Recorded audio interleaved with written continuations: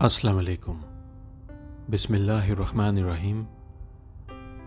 عمران خان صاحب نے دھماکہ کر دیا ہے اور یہ آج کی تازہ خبر ہے آپ سب کے لیے، کیونکہ 23 دسمبر 2022 کو اسمبلیاں تحلیل ہو جائیں گی اور امپورٹڈ کی جو ہے الٹی گنتی شروع ہو چکی ہوئی ہے۔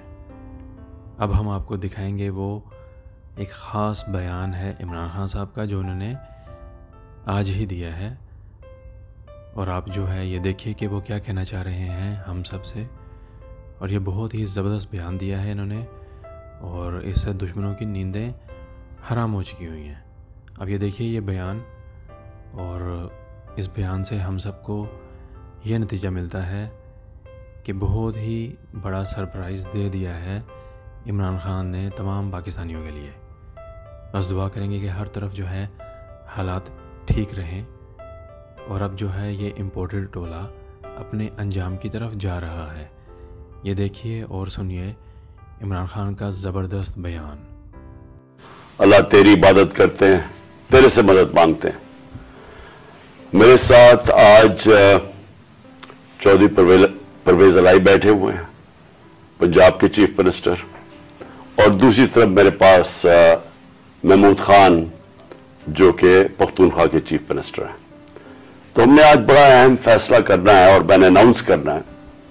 تو میں یہ چاہتا تھا کہ آج میں اپنی قوم کے سامنے پہلے یہ رکھوں کہ ہم اس سٹیج پہ پہنچے کیسے ہیں، کہ ہم سٹنگ گورنمنٹس ہیں، ہماری اپنی گورنمنٹس ہیں، ہمارا اپنا راج ہے یہاں، لیکن ہم کیوں اس نتیجے پہ پہنچے ہیں کہ ہم سمجھتے ہیں کہ اگر ہمیں اپنی گورنمنٹس بھی قربان کرنی پڑے اس ملک کے اندر، جب تک الیکشنز نہیں ہوں گے، صاف اور شفاف الیکشنز نہیں ہوں گے، ہم سب کو آج خوف ہے کہ ملک ڈوب رہا ہے۔ میں آپ کو وہ پاکستانی ہوتے ہوئے بتا رہا ہوں جس نے ساری باہر کمائی کی، 20 سال باہر پیسے کمائے، سب کچھ بیچ کے، جو فلیٹ تھا وہ بیچ کے، منی ٹریل دے کے، عدالت میں یہ بتا کے میں نے وہ کدھر سے پیسے لیے، جو بھی میرا آمدنی کدھر تھی، پھر میں نے فلیٹ لیا، پھر وہ بیچا، پھر منی ٹریل، سب کچھ میرا آج جینا بن رہا پاکستان میں۔ اور میری طرح کے سارے وہ پاکستانی، اور میں ان پاکستانیوں کی بات کر رہا ہوں جو کہ اس ملک سے پیار کرتے ہیں، عشق کرتے ہیں اپنے ملک سے، میں ان پاکستانیوں کی بات کر رہا ہوں۔ میں ان کی بات نہیں کر رہا جو چوری کر کے اس ملک کا پیسہ باہر بیچتے ہیں، جن کا سب کچھ باہر ہے، بزنسز باہر ہیں، بچے باہر ہیں، بڑے بڑے محلات باہر ہیں، یہاں کے چوری کے پیسے سے بڑے بڑے شاہانہ ان کا زندگی ہے۔ اور میں ان کی بات نہیں کر رہا کیونکہ ان کا اس ملک سے کیا رشتہ ہے، اور میں باقی پاکستانیوں کی بات کر رہا ہوں جو سمجھتے ہیں کہ ہمارا جینا مرنا پاکستان میں، اور میں ان پاکستانی میں سے ہوں جس کو پورا موقع تھا کہ 20-25 سال باہر میں نے کرکٹ کھیلتا تھا، میری شادی بھی وہاں کی، میں پاسپورٹ لے سکتا تھا، برطانیہ کا پاسپورٹ لے سکتا تھا، لیکن یہ میرے کبھی ذہن میں یہ چیز نہیں آئی کہ میرا پاکستان کے علاوہ کوئی اور گھر ہے۔ تو میں آج وہ پاکستانی آج بات کر رہا ہے کہ مجھے پہلی دفعہ مجھے خوف آ رہا ہے کہ یہ جو چوروں کا ٹولہ اوپر بٹھایا گیا ہے یہ ملک کو تباہی کی طرف لے کے جا رہا ہے۔ میں آج کوئی پاکستان کے بزنس مین سے پوچھ لیں، کوئی انڈسٹریل سے پوچھ لیں، پاکستان کے کسانوں سے پوچھیں، پاکستان کے مزدور سے پوچھیں، جس کی آج آمدنی اور اس کا جو خرچہ ہے اس میں اب کوئی بیلنس ہی نہیں رہا۔ 50 سال کے بعد سب سے زیادہ مہنگائی ہوئی ہے آج پاکستان میں۔ آج ہماری انڈسٹری بند ہو رہی ہے، وہ انڈسٹری جو ہمارے دور میں بڑی مشکلوں سے تیسرے اور چوتھے سال میں ہم نے محنت کر کے انسینٹیوز دے کے انڈسٹری بڑھائی، جو کہ ہمارے آخری مہینے میں 26% इंडस्ट्रियल ग्रोथ थी, जो टोटल इंडस्ट्री थी 10.7% पे लार्ज स्केल मैन्युफैक्चरिंग पाकिस्तान में ग्रो कर रही थी, दौलत में इजाफा हो रहा था, हमारे टैक्सेस बढ़ रहे थे, रिकॉर्ड, क्योंकि दौलत में इजाफा हो रहा था, टैक्सेस में इजाफा हो रहा था, रिकॉर्ड टैक्सेस इकट्ठे किए, रिकॉर्ड एक्सपोर्ट्स हमने की। मुझे फख्र है कि मैंने अपने किसानों की मदद की। 4.5% पे हमारा ज़राअत के अंदर ग्रोथ हुई, इजाफा हुआ।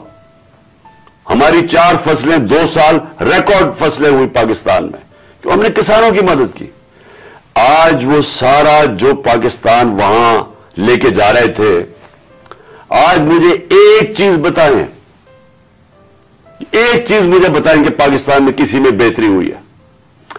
आज मायूसी का ये आलम है मेरे मुल्क में कि 7.5 लाख पाकिस्तानी मुल्क छोड़ के चले गए हैं 7 महीने में। इनमें प्रोफेशनल्स थे, इस मुल्क ने उनके ऊपर पैसा खर्च किया हुआ था, डॉक्टर्स थे, प्रोफेशनल्स थे, इंजीनियर्स थे, स्किल्ड वर्कर, जो तनख्वाह जो स्किल्ड वर्कर होता है। 7.5 लाख लोग मुल्क को छोड़ के चले गए मायूसी में। आज ये आलम है, इस मुल्क को आज इधर हम ले आए हैं कि डाकू राज ऊपर बैठ गया। 30 साल से जो लोग लूट रहे थे उनको आके ऊपर बिठा दिया।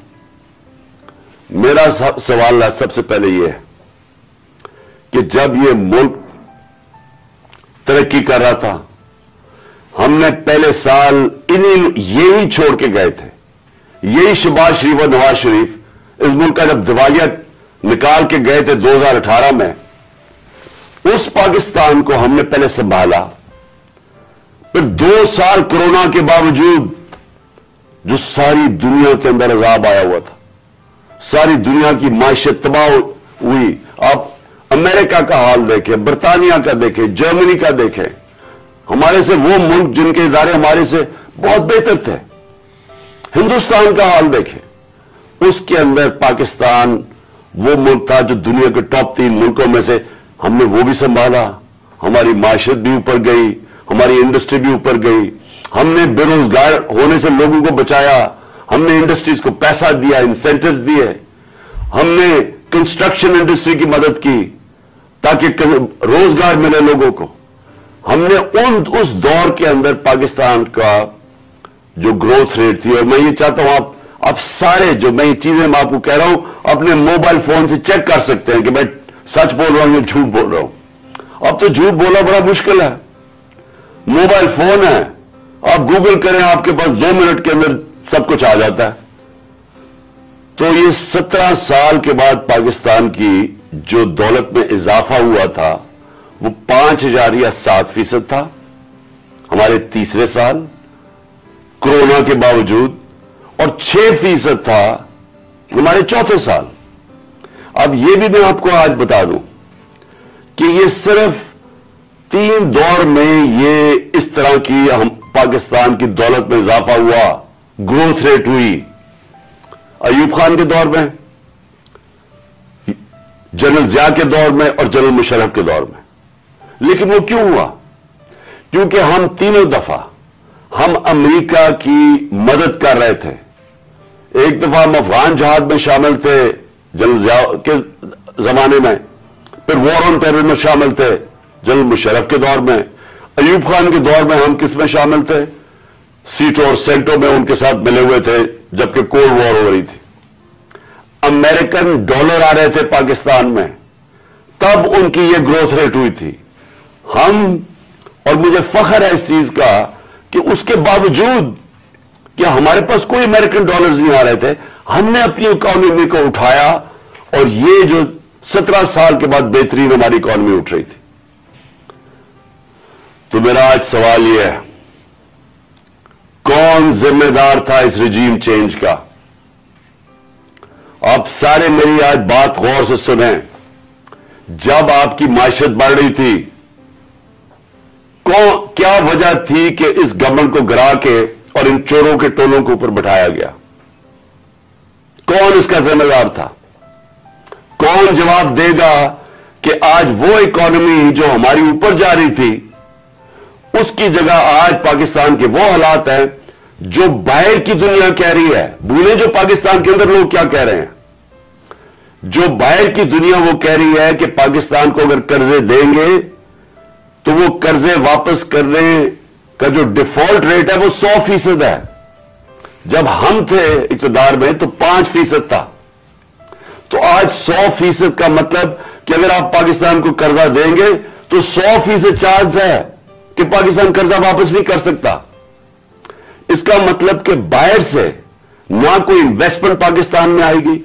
अभी 1 साल के अंदर, चंद महीनों, बल्कि 10 महीनों के अंदर आधी हो गई है बाहर से इन्वेस्टमेंट। पिछले साल और अब के मुकाबले में आधी हो गई है। तो बाहर से इन्वेस्टमेंट बंद होगी, इसका मतलब बाहर से डॉलर्स आने बंद हो गए इन्वेस्टमेंट में। रेमिटेंसेस जो बैरून मुल्क पाकिस्तानियों की हमने मदद की थी, उन्होंने हमारे में एतमाद शो किया था, हमने उनको इंसेंटिव्स दिए थे। पाकिस्तान की तारीख की सबसे ज्यादा बैरून मुल्क पाकिस्तानियां डॉलर्स भेज रहे थे।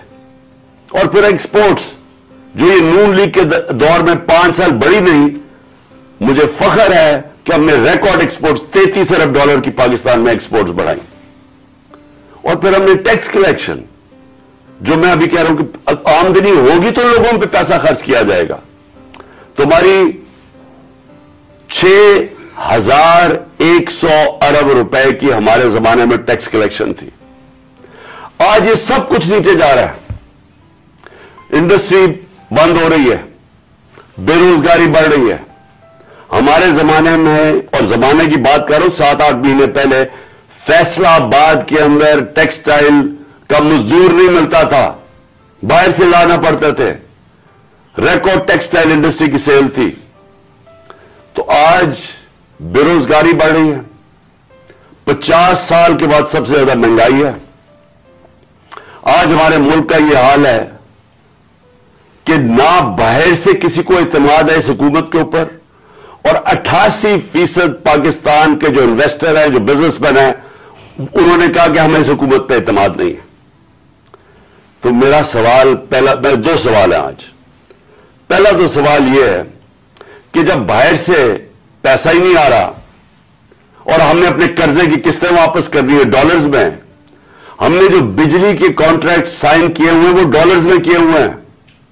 जो कैपेसिटी पेमेंट है, चाहे बिजली इस्तेमाल करें या ना करें, ये जो पिछली हुकूमत ने साइन किए वो डॉलर्स में किए हुए हैं, डॉलर्स में पैसे देने हैं। तो जब डॉलर्स आ ही नहीं रहे पाकिस्तान में और कम हो गए आना, कर्जे हमारे बढ़ते जा रहे हैं, तो आगे पाकिस्तान कैसे आगे चलेगा? एक ही उम्मीद लगाई हुई है इन्होंने कि किसी ना किसी तरह जाके चाइना के पैर पकड़े या हम IMF के पड़े कि हमें वो पैसे दे दें। लेकिन वो तो कैंसर का इलाज डिसिप्लिन से है। वो तो थोड़ी देर आराम आएगा, फिर कर्जे तो बढ़ते जा रहे हैं। तरीका सिर्फ एक था, जो हमने कोशिश की कि मुल्क की दौलत में इजाफा हो। जब आपके मुल्क की दौलत में इजाफा होगा तो आप कर्जे वापस करेंगे। तो आगे तो इनके पास कोई रोड मैप ही नहीं है। अगर ये बड़ा अच्छा उन्होंने हमारी मायशत को संभाला होता तो हम आराम से इनके साथ कहते चले ठीक है, अपना टाइम पूरा कर लें। लेकिन मुल्क तो नीचे जा रहा है, हर चीज नीचे जा रही है मुल्क में, और मुझे खौफ है कि ये डिफॉल्ट की तरफ जा रहा है।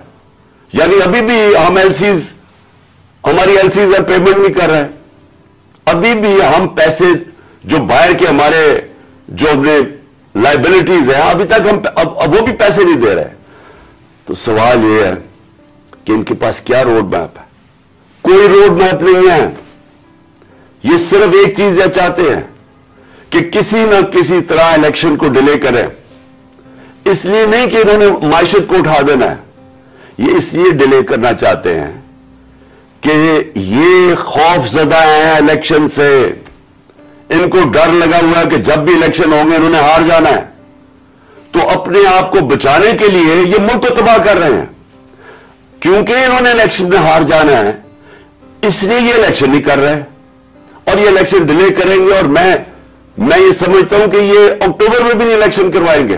कोई ना कोई इलेक्शन कमीशन इनका साथ मिला हुआ है, ایک بڑا بددیانتدار آدمی ہے، وہ ان کے ساتھ ملا ہوا ہے اور وہ ان کو طریقے سے بتائے گا کہ کیسے الیکشن ڈیلے کیا جا سکتا ہے۔ اسی الیکشن کمیشن نے جب سپریم کورٹ جب ہم جب گئے سپریم کورٹ میں، جب ہماری گورنمنٹ گرا رہے تھے یہ، تو اسی سپریم کورٹ کے پاس جب ہم گئے تو وہ مان گئے تھے کہ الیکشن ہم نے کہا الیکشن کروا دو، وہ مان گئے تھے۔ اس الیکشن کمیشن نے وہاں جا کے کہا کہ جی وہ 7 مہینے تک الیکشن نہیں کروا سکتا، اور اس کی بیسس پہ الیکشن نہیں ہوئے۔ آئین، پاکستان کا آئین کہتا ہے کہ الیکشن کمیشن کو سارا وقت تیار ہونا چاہیے 90 دن میں الیکشن کروانا، اور میں یہ سمجھتا ہوں کہ یہ پوری کوشش کرے گا ان کے ساتھ مل کے کہ کسی نہ کسی طرح یہ الیکشن کھینچے۔ ان کو کوئی پاکستان کی فکر نہیں ہے، کیونکہ ان کے پیسے باہر پڑے ہوئے ہیں، روپیہ گرتا ہے، ان کے پیسے ڈالر میں ان کی دولت میں اضافہ ہوتا ہے۔ ان کو کوئی فکر نہیں ہے کہ اگر ملک نیچے جاتا ہے تو انہوں نے تو پھر باہر چلے جانا ہے۔ یہ تو ہمیشہ جب مشکل آتی ہے ان کو پر کوئی کیسز ہوتے ہیں باہر بھاگ جاتے ہیں۔ تو لیکن میرا جو سوال ہے کہ کون ذمہ دار تھا اس کا؟ کس نے ایک چلتی ہوئی حکومت جو اچھی بلی جو میں خود آپ کو بتا رہا ہوں، اور یہ آپ اکنامک سروے آف پاکستان میں دیکھ سکتے ہیں کہ ہماری پرفارمنس کیا تھی، میں نہیں اگر کہہ رہا تو آپ خود دیکھ سکتے ہیں۔ اس حکومت کو سازش کر کے، بیرونی سازش کا حصہ بن کے کون ذمہ دار تھا اس کا؟ اس کا ایک آدمی ذمہ دار ہے، اس کا نام ہے جنرل باجوہ۔ میں اس کے خلاف اس لیے نہیں بات کرتا تھا، آرمی چیف تھے، آرمی چیف کے خلاف آپ کیوں نہیں بات کر سکتے؟ کیونکہ فوج کے اوپر فوج کو برا نام نہ آئے۔ ہم سب سمجھتے ہیں کہ اس ملک کو، جو میری طرح کے لوگ، آزاد ذہن کے لوگ ہیں، ہم تو اپنی فوج کو چاہتے ہیں مضبوط ہو۔ ہماری تو ساری پوری کوشش ہے کہ مضبوط فوج ہو تاکہ ہم آزاد ملک رہ سکیں۔ تو اس لیے ہم چپ کر کے بیٹھے رہے اور یہ سارے تماشے دیکھتے رہے کہ کیسے سازشیں ہوئی، کیسے لوگوں کو بتایا گیا۔ میں آپ کے سامنے ذرا ایک چھوٹی سی کلپ دکھانا چاہتا ہوں کہ اگر آپ کو کوئی شک ہے کہ ہوا کیا، تو پہلے تو الیکشن سے پہلے، ہماری حکومت گرانے سے پہلے، 4 نون لیگ کے جو بڑے نام ہیں انہوں نے کیا کہا؟ ان سے جب پوچھا گیا کہ جناب آپ نو کانفیڈنس موشن کامیاب ہو سکتی ہے اسٹیبلشمنٹ کے بغیر، اور یہ انہوں نے کہا، ذرا یہ سب اب میں چاہتا ہوں پہلے سب دیکھیں۔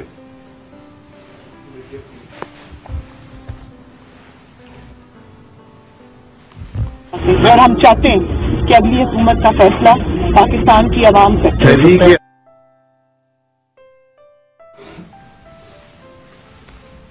مجھے بتانے کا واپس نہیں ہے، کوئی ڈیل کر کے اقتدار نہیں چاہتے پاکستان میں۔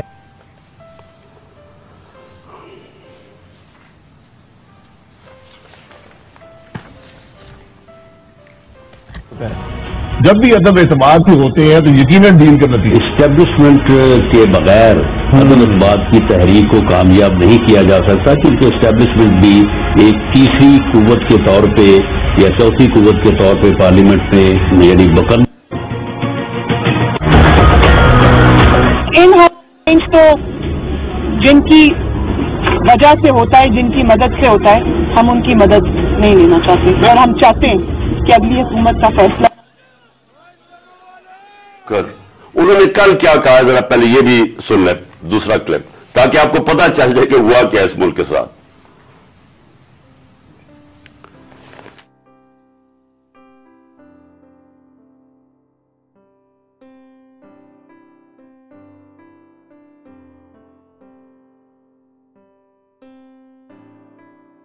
آپ کو بھی پتا ہے، مجھے بھی پتا ہے کہ باپ کی حمایت وہ کسی بھی اگر طرف ٹلٹ کرتے ہیں وہ اپنے سیاسی فیصلے کرنے میں آزاد ہے۔ کیا ایم کیو ایم اس کی حمایت ہمیں مل سکتی تھی؟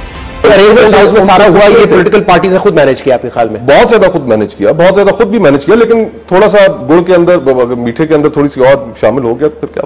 پھر اس کے بعد جو سیاسی مخالفین کے اوپر تشدد آج کل کے دور میں جو ہو رہا ہے، اس میں ہم ماؤتھ پیس بنے ہوئے ہیں۔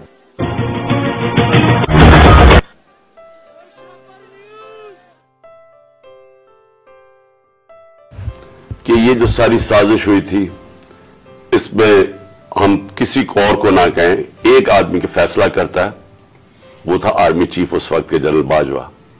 انہوں نے یہ فیصلہ کیا ہمیں ہٹانے کا. کیا وجہ تھی اس کے پیچھے؟ کیا یہ سمجھتے تھے کہ واقعی شہباز شریف اور یہ اسحاق ڈار کوئی بڑے جینیسز ہیں جو آ کے ملک کو ہمارے سے بہتر چلا لیں گے؟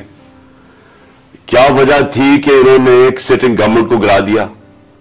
ہمارے لوگوں کو آ کے وہ جس طرح ابھی مصطفیٰ کوکر نے بتایا کہ بیپ کے ممبرز اور ایم کیو ایم کے ممبرز اور شہزان بگٹی سب کو پتا تھا کہ یہ تو جو جدھر حکم ملے گا ان کو اسٹیبلشمنٹ سے انہوں نے ادھر جانا ہے, تو ان کو ادھر جا کے بھیج دیا کہ جناب آپ جا کے ادھر چلے جائیں, اور گورنمنٹ گر گئی. تو میرا اگلا سوال یہ ہے, جب گورنمنٹ گر گئی اور پھر ان کو یہ چیز کا علم ہوا کہ عوام ہمارے کے ساتھ آگے کھڑی ہو گئی, 10 اپریل کو پبلک سڑکوں کے اوپر نکلائی, لوگوں نے ان چوروں کو ریجیکٹ کر دیا, بلکہ ہماری مقبولیت بڑھنی شروع ہو گئی اس لیے کہ لوگ ان کی جب شکلیں لوگوں نے دیکھی, پھر سے مسلط کیا گیا ان کو عوام کے اوپر, تو لوگ ہمارے ساتھ اور جڑنا شروع ہو گئے, بڑے بڑے جلسے شروع ہو گئے.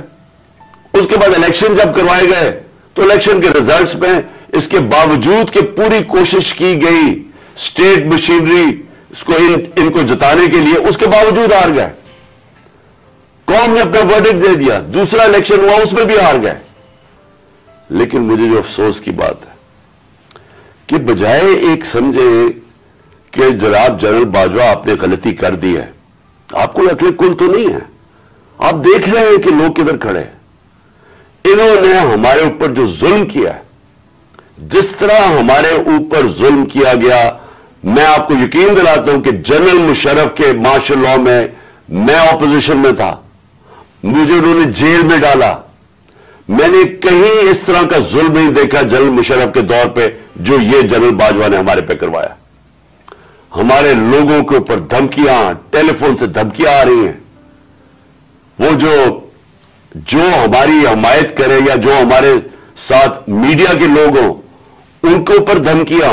جو میڈیا ہاؤس تھا, سلمان اقبال وہ ملک سے باہر چلا گیا, اس کے بعد صابر شاکر ملک سے باہر چلا گیا, آج موئن پیرزادہ ملک سے باہر گیا ہوا اسی خوف سے. ارشد شریف, اتنی بڑی ٹریجڈی ہوئی ہے, اس کو جو دھمکیاں دی, کیا وجہ تھی اس کی؟ وہ ایک دیانتدار آدمی وہ بتا رہا تھا کہ اس ملک کے ساتھ کیا ظلم ہوا ہے کہ اچھی بلی گورنمنٹ آپ نے گرا کے چوروں کو بٹھا دیا. تو بجائے یہ کہ کریکٹ کرنا, ہمارے اوپر ظلم شروع ہو گیا. اور ظلم کی انتہا یہ تھی کہ سوشل میڈیا کے لوگوں کو اٹھا کے لے جاتے تھے, ان کو مار پھینٹا لگا کے تو اگلے دوسرے دن گھر واپس بھیجتے تھے, دھمکیاں دیتے تھے کہ آگے سے کیا تو یہ ہوگا. جو اعظم سواتی سے کیا, جو اس سے پہلے جو شہباز گل سے کیا, کون سی اس نے اتنی بڑی بات کی تھی کہ اس کو ننگا کر کے مارا, اور وہ ابھی تک اس کے اثرات ہیں جو انہوں نے اس کو تشدد کیا اس کے اوپر. اور اعظم سواتی نے کیا بات کی تھی؟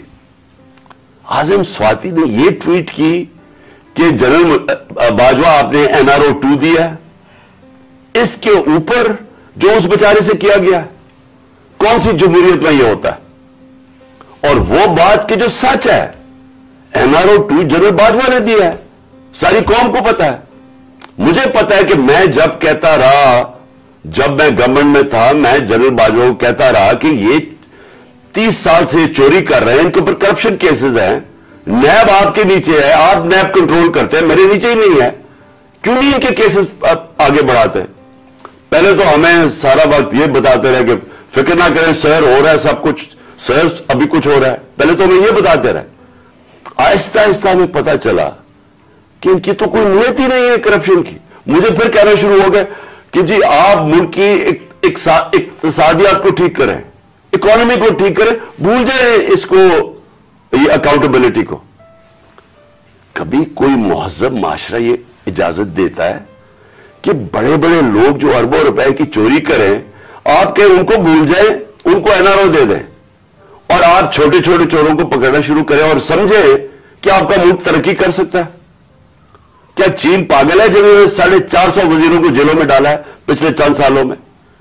کیا جو پریزیڈنٹ شی جن پنگ ہے اس کو اسٹیٹسمین مانا جاتا ہے؟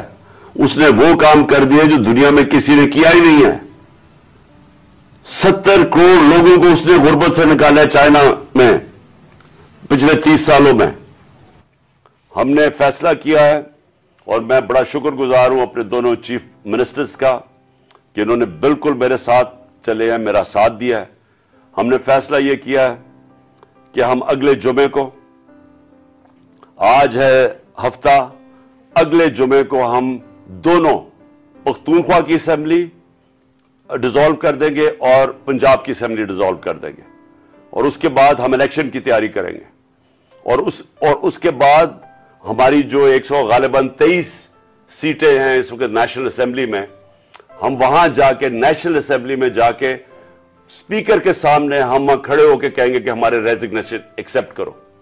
یہ ڈرامے نہ کرو کہ چن کے 8 جو انہوں نے پہلے ہمارے ساتھ کیا تھا، انہوں نے بجائے ہمارے باقی ریزگنیشن ایکسپٹ کرنے کے، انہوں نے 8 سیٹیں چنی. یہ جو بڑا کرپٹ یعنی مورلی کرپٹ الیکشن کمیشن ہے، اس نے نواز شریف کے ساتھ بیٹھ کے 8 سیٹیں چنی جو ہماری سب سے کمزور سیٹیں تھیں، جن میں بڑی کم مارجن سے ہم جیتے تھے، اور جدھر پی ڈی ایم کا ووٹ دگنا تھا ہمارے سے اس الیکشن کے اندر.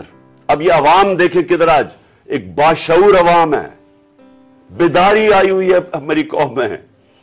پتہ ہوتے ہوئے کہ میں نے اسمبلی میں نہیں، میں 8 سیٹوں پہ لڑا، پتہ ہوتے ہوئے کہ میں نے اسمبلی میں نہیں جانا، اس کے باوجود میری قوم نے مجھے سارے 8 کی 8 سیٹوں پہ جتایا، 7 سیٹوں پہ جتایا. اور ایک جو کراچی کے اندر سیٹ تھی، ذرا وہاں دیکھ لے، وہ الیکشن کمیشن کو وہ دھاندلی نہیں نظر آئے گی جس طرح انہوں نے پوری اسٹیٹ مشینری استعمال کی اور ووٹ باہر پھینک دیا، اور جو ہر بار استعمال کرتا ہے. تو ہم نے یہ فیصلہ کر لیا.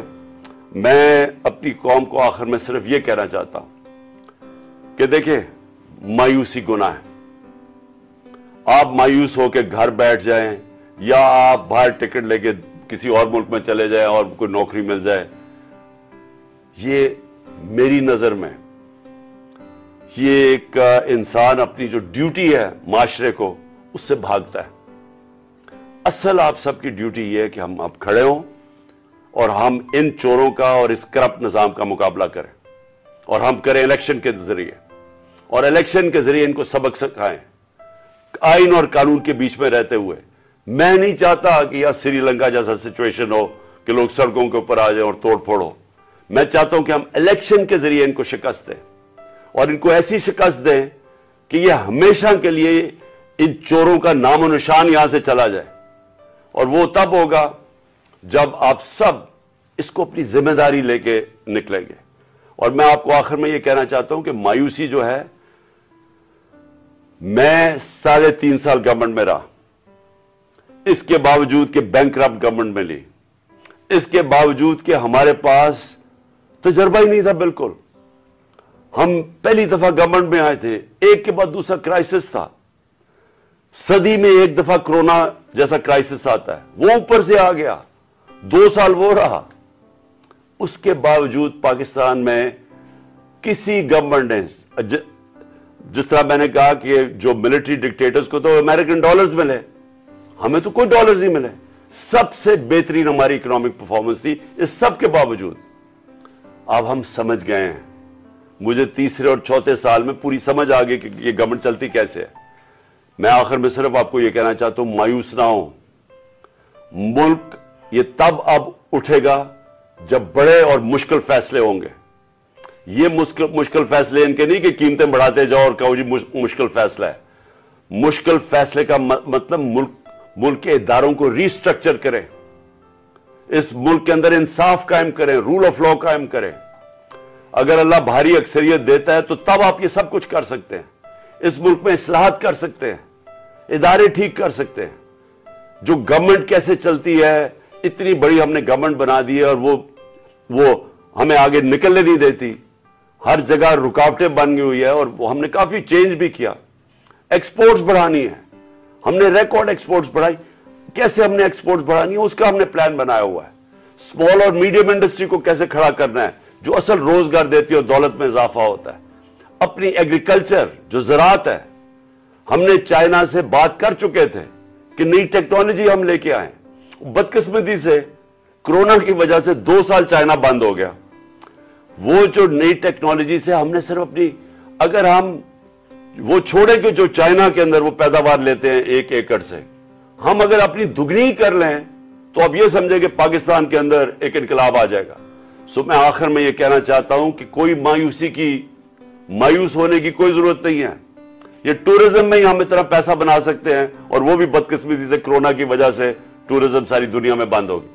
हम इस मुल्क को उठा सकते हैं, लेकिन वो गवर्नमेंट उठाएगी जिसके पास एक मैंडेट हो, जिसके पास अवाम की ताकत हो। और इस अल्लाह के बाद इस मुल्क के जो वारिस है वो अवाम है, और कोई नहीं। अवाम इस मुल्क की वारिस है, और मैं उनमें आप में से हूं। हमने इस अवाम ने एक कौम बन के हमने इस मुश्किल वक्त से निकलना है, और लेकिन वो निकलेंगे तब जब इस मुल्क के अंदर साफ और शफाफ इलेक्शन हो, और उसके लिए हमारी अब जद्दोजहद जारी रहेगी। मैं आप सबका शुक्रिया अदा करता हूं कि फिर से आप मेरी कॉल पे आए। पाकिस्तान जिंदाबाद। उर्दू TV 22 के वीडियोस को पसंद करने का बहुत बहुत शुक्रिया।